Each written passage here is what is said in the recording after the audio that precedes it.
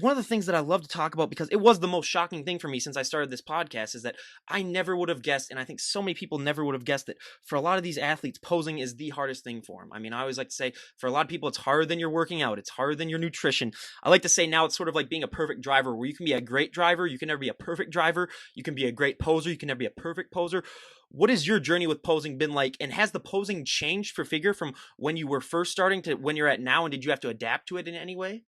Oh man, when I first, it has changed so much. I mean,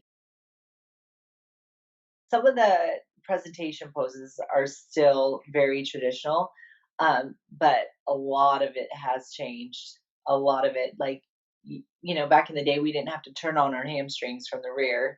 Um, there's just, it's a lot more tense than it was.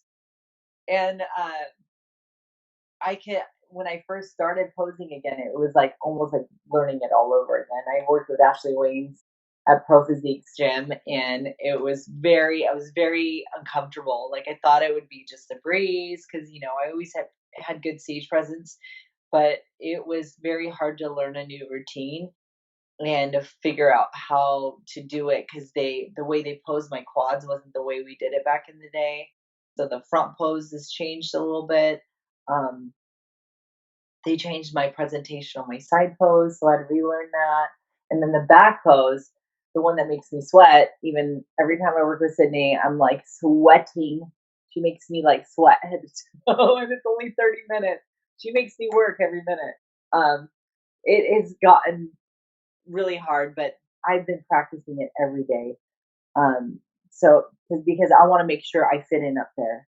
Is going from taking 14 years off to jumping right back onto that pro stage. I have to work day in and day out if I want to make sure that I don't get overlooked when I get back to that stage.